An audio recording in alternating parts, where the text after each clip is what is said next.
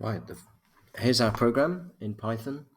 And we've got these two variables initially, x and y, and their variables are stored in memory locations 101 and 102, respectively. So the first thing we need to do is to specify the loading of the data contained in these memory locations and put them into a register. Now, if you look at the info button and look carefully at which one does that, then LDR is the command that we need. So we're going to LDR into this register. It says loads the value stored in the memory location stored by memory reference. So this is our memory reference of 101. It's going to store the result in any register that we choose by using LDR. So let's start that off. So we're going to have LDR. We're going to store, let's say we store in register 0, and we're going to have the data stored in memory location 101.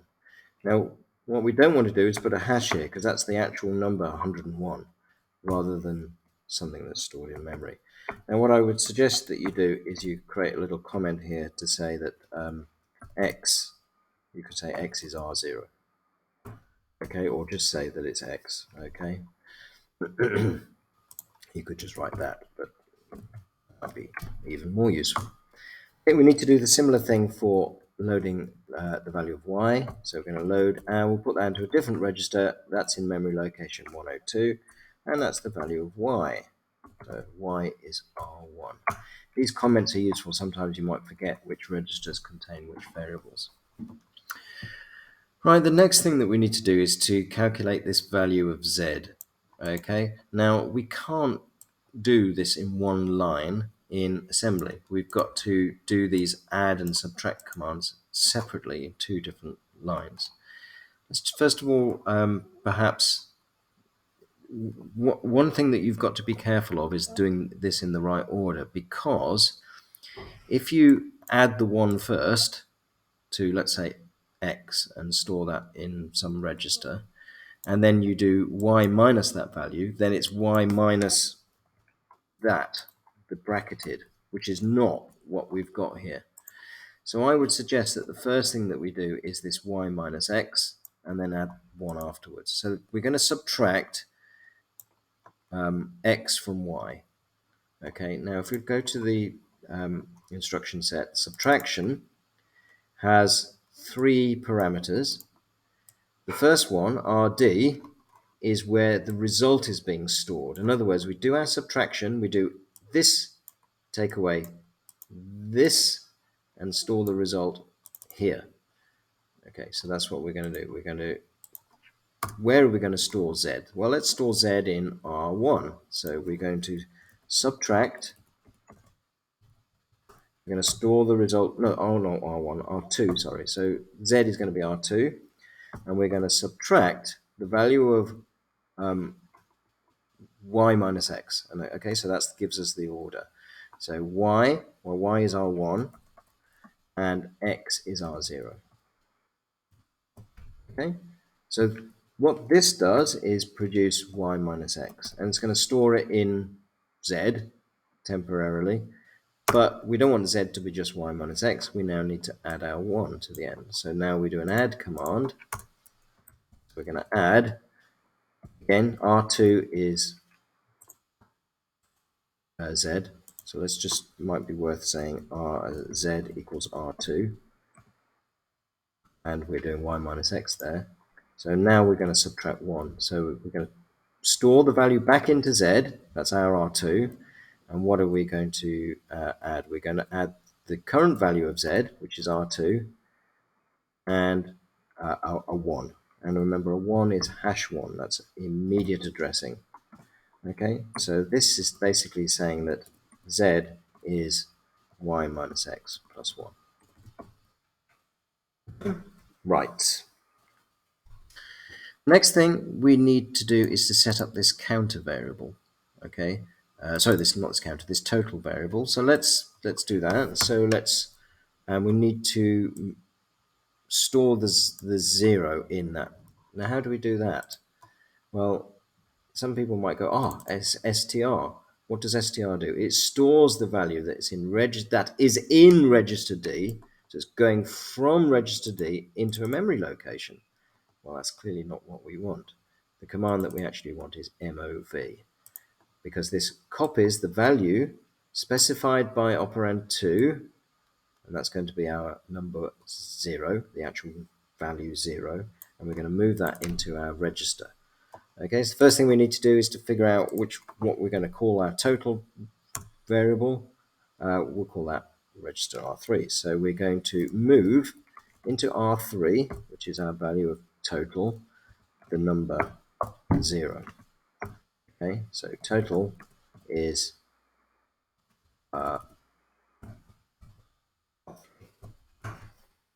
okay. So that's that line done. Now we need to have some incrementing variable. So this happens automatically, doesn't it, in Python, where I will automatically be changed starting at x and going up to y plus 1. But we need to do that ourselves. So the first thing we're going to do is decide what register we're going to call I. Well, we've got up to R3, might as well use R4. So we're going to start R4 at being this value, x. Okay, so we are going to move into R4 the value of x, which of course is R0. Okay. Now we could test that, see if it works. So let's say we were adding x is 5 and y is 10. Okay, so if we reset that and I didn't mean to do that. Lost it all. No, run away. Okay. Fortunately, it remembered my previous version that I tested. So anyway, we got up to here.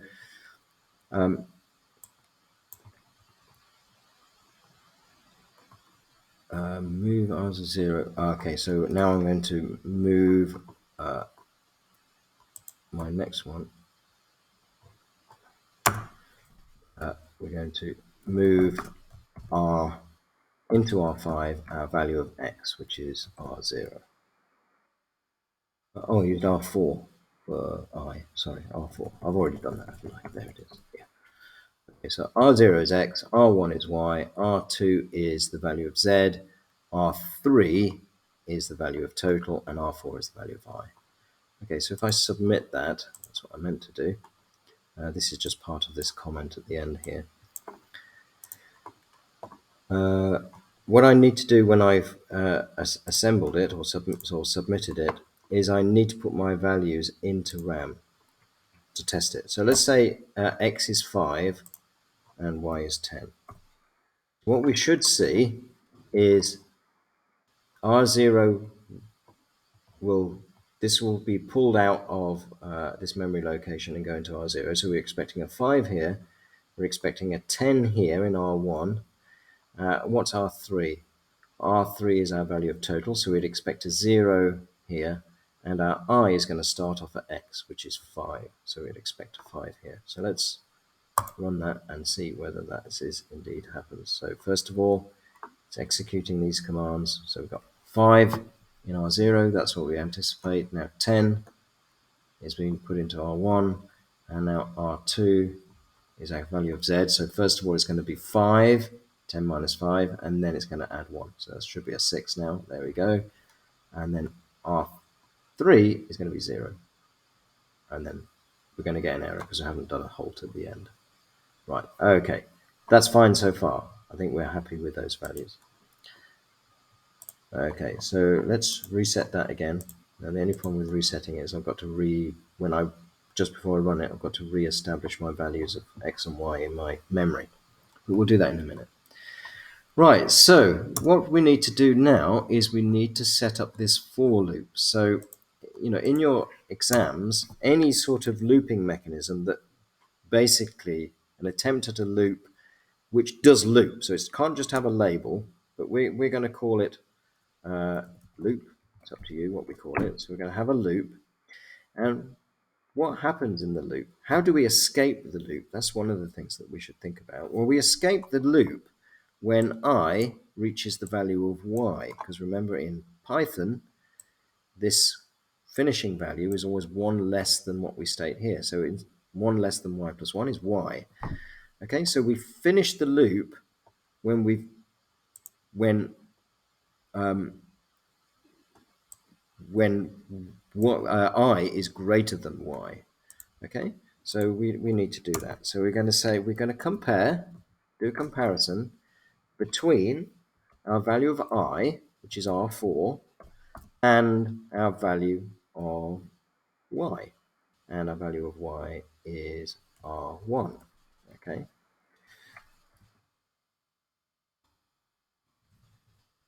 so, and we're going to say that as long as we haven't exceeded that value of y, then we're going to do this code inside the loop, which is adding z to total and storing it in total. So we need to know how to get out of this loop. Well, we get out of this loop when I has exceeded y. In other words, is greater than. So in other words, when R4 is greater than R1. So we're going to compare R4 to R1, and then we're going to say branch greater than. If in other words, if R4 is greater than R1, in other words, I is greater than y, then we're going to branch to some ending or completion or finish or whatever it is. Let's call it finish. Okay, so finish will be down here somewhere. And what happens at finish is this stuff down here. But we'll come to that in a minute. Okay, now if this comparison turns out to be false, in other words, I is still too small to exit the loop, then the next line of code will execute because that's what happens automatically. If this doesn't happen, it just goes to the next instruction. So what is the next instruction? The next instruction is to do this sum here. This total is total plus z. So here we go. What do I do? Well, total is my R3, and we need to do an addition. So we're going to add, store the result in R3, which is our total. And what are we going to add? We're going to add the current total, which is R3, and the value of z. And the value of z is R2. So we're going to add together R3 and R2, which is total and z, and store the result in total. 1 second, please. Okay, so we've done that. So, and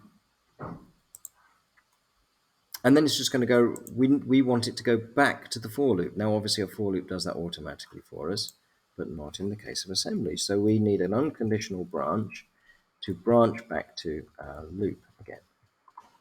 Okay, so let's submit that and see what's going on here.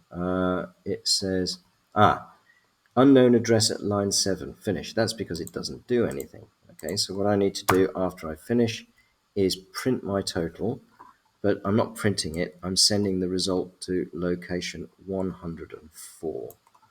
Okay, so I'm going to store my value of total, and my total variable is R3, and I'm going to store that in memory location 104. And then I'm going to halt. Don't forget your halts. Okay. Let's run that and see what we get. First of all, I'm going to run this code, okay, to see what I get here. And if I do that, if I add in, you can see down at the bottom here, where I'm bottom left, I added 5 for x and 10 for y, and it prints this 36. Ignore that 39. That's some completely different code altogether that I have sitting underneath here. So we're expecting 36. So let's assemble the code, and I mustn't forget to put my values of 5 in memory location 101 and 10 in memory location 102, and off we go. Run. Okay, so here we are expecting our storage of 5 in here. 10 is going to go into R1. Yeah, and R2 is going to contain our value of Z, which is 10 minus 5 plus 1. So it should be, plus 1, which is 6. Here we go. And now we should start incrementing our value of R3 bit by bit by bit. Keep adding Z. So we're going to have sixes, lots of multiples of 6. There we go. There's our first one. And this is going to keep going around until we get however many 6s that we want. And how many 6s do I get? Well, I get y lots, y minus x lots of those. So I should get 6 6s, which is 36. I'm going to speed it up a bit. Okay, we're doing our 6 times table here. 36. And it finished. Oh, I've gone too. What's going on? What's going on? Something's going on. Okay. What's going on? Stop. Right. Okay. What have I done? Okay, so branch goes down, finish, add R3, R2. I've gone in an infinite loop because I forgot to increment my value of I, because I is a for loop that gets incremented automatically. I haven't done that. So you can see, I click reset, I forget to increment my value of I just before I loop. So I need to add my I variable, which is R4, add 1 to that. So I'm going to add into R4, current value of R4, and 1, number 1. Okay, so this time I should not get my infinite loop. Okay, this time, because I was never being incremented, so it was constantly the value of x all the time. So let's run again. Oh, stop, reset, and assemble, and I need my 5 and my 10 in here again. Okay, and speed this up.